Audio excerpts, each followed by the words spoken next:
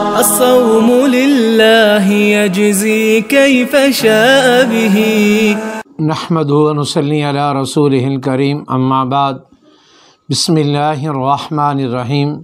معزز خواتین و حضرات، السلام علیکم ورحمۃ اللہ وبرکاتہ۔ میں آپ کی خدمت میں حاضر ہوں پروگرام سنہری باتوں کے ساتھ، اور آج آپ کے لیے اکابر کے مجربات میں سے ایک مجرب نسخہ مشکلات کے حل کے لیے لے کر آیا ہوں۔ اگر کسی آدمی کو مشکلات میں کسی طرف سے کوئی سہارا نظر نہ آئے اور ہر طرف سے مشکلات گھیر لیں، تو ایسے موقع پر انسان صرف اس ذات کو پکارے جو خود تمام مشکلوں سے پاک ہو، اور وہ ذات صرف اللہ رب العزت کی ذات ہے۔ اللہ رب العزت کی ذات کے علاوہ کائنات میں کوئی ایسی ذات نہیں گزری کہ جو خود مشکلات کا شکار نہ ہوئی ہو۔ اللہ رب العزت کی ذات کے سب سے برگزیدہ بندے حضرات انبیاء ہیں۔ انبیاء کرام پر بڑی بڑی مشکلیں آئیں، اور سب سے زیادہ مشکلیں تمام نبیوں کے سردار حضرت محمد الرسول اللہ صلی اللہ علیہ وسلم پر آئیں۔ آپ علیہ السلام نے فرمایا، اللہ جل جلالہ کی ذات نے مجھے سارے نبیوں سے زیادہ آزمائشوں میں ڈالا۔ تو جو خود مشکل میں مبتلا ہو، مسائل کا شکار ہو، وہ کبھی مشکل کشا نہیں ہو سکتا۔ تو جب مشکلات کا کوئی حل نہ نکلے تو ایسی ایک ذات موجود ہے کہ جو اسباب کی محتاج نہیں ہے، اس کو پکارا جائے تو وہ اللہ رب العزت کی ذات چاہے اسباب کے ذریعے اس کی مشکل کو حل فرما دیں یا اسباب کے بغیر اس کی مشکل کو حل فرما دیں۔ اللہ جل جلالہ کی ذات کو پکارنے کا سب سے بہترین طریقہ نماز ہے۔ تو حضرت شیخ العرب والعجم حضرت حسین مدنی رحمۃ اللہ تعالی، لوگوں جب ان کے پاس آتے تھے اپنی مشکلات بیان کرتے تھے تو حضرت مدنی رحمۃ اللہ تعالی انہیں ایک وظیفہ بتاتے تھے۔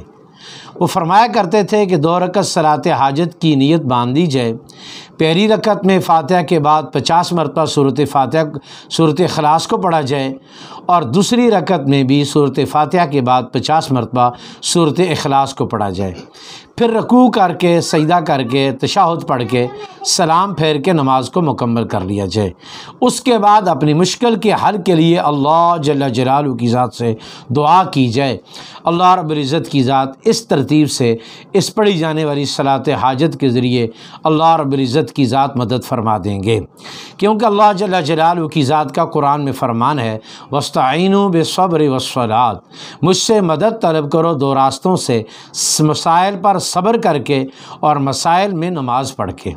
تو لہٰذا نماز ایک بہترین ذریعہ ہے مشکلات کے حل کا۔ اور پھر اس میں سورۃ فاتحہ کے بعد سورۃ اخلاص، یہ ایک بہت بڑی صورت ہے جس کو تہائی قرآن مجید کہا گیا ہے۔ اس کی برکت سے اللہ رب العزت کی ذات ہر مشکل کو آسان فرما دیں گے۔ کسی بھی وقت پڑھا جا سکتا ہے اس کو، سوائے مکروہ اوقات کے علاوہ۔ مکروہ اوقات میں اس کو نہ پڑھا جائے، اور جن اوقات میں نفل پڑھنے کی اجازت نہیں ان اوقات میں اس کو نہ پڑھا جائے۔ اس کے علاوہ ہر وقت میں یہ نماز پڑھی جا سکتی ہے، اور اس کے بعد اللہ کے حضور دعا کر کے اپنی مشکل کو حل کروایا جا سکتا ہے۔ حضرت مدنی رحمہ اللہ خود بھی اس عمل کو کیا کرتے تھے، اپنے متعلقین سے بھی اس کی تلقین فرمایا کرتے تھے۔ تو چونکہ اکابر کے بتائے ہوئے عمل میں بڑی برکت ہوتی ہے، اس لیے ہمیں بھی جب مشکل پیش آ جائے تو ہم ضرور اس عمل کو کریں اور اللہ سے پھر دعا مانگیں۔ اللہ جل جلالہ کی ذات سے امید ہے ضرور اس عمل کی برکت سے اللہ مشکلوں کو حل فرما دیں گے۔ السلام علیکم ورحمۃ اللہ وبرکاتہ۔